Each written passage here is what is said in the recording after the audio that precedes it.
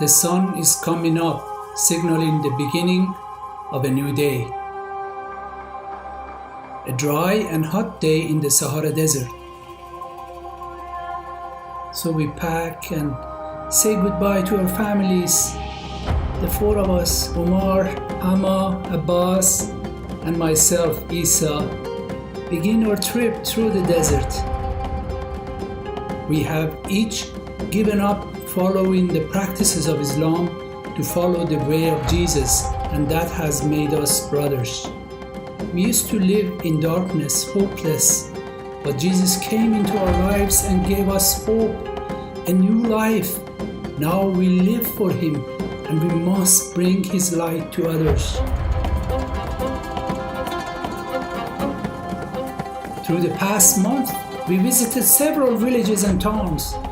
We have shared about the good news that transformed our lives. We shared hope and freedom in Jesus Christ. We are grateful to see that our hard work was bearing fruit. So we continue going everywhere we can, preaching to everyone we can. Traveling through the desert is not easy. The gospel is illegal here. Being a follower of Jesus means persecution. Carrying Bibles means jail. It would be easier to take a car, but the roads are dangerous. But if Jesus gave His life to save us, we owe Him all that we have. No sacrifice is too great. Once we had no opportunity to hear the good news of salvation, there are people who still have no access to the gospel.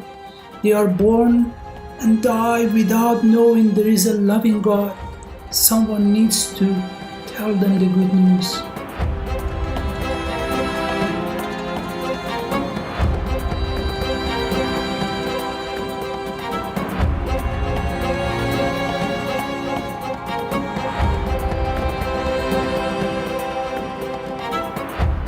On that day, it was very dry and the heat from the ground was making the conditions uncomfortable. We began to grow concerned when the wind quickly began to pick up. Before we knew, we were in the middle of a sandstorm, trapped in the middle of the desert without proper shelter. We tried to stay together, sand pelting us in our faces, blinding our eyes and making it tough to breathe. I remember calling out to one another, Omar, Hama, Abbas.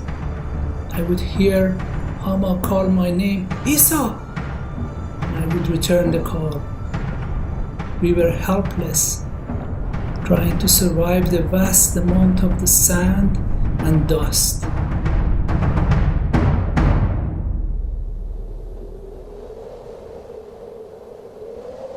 Hama, Abbas and I had been found in a cave, unconscious. Several days later, I awoke in the hospital, only to awaken to the news that Omar had been separated from us in the sand and was found dead, killed by the sandstorm.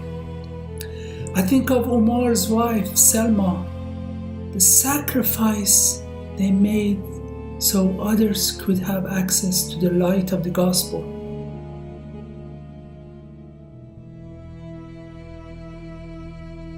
The police questioned us about our trip in the desert and warned us to stop our evangelistic campaigns. But how could we stop? How could we do anything but continue in honor of Omar's life, in honor of Christ? For we thank the Lord for death and resurrection from the dead.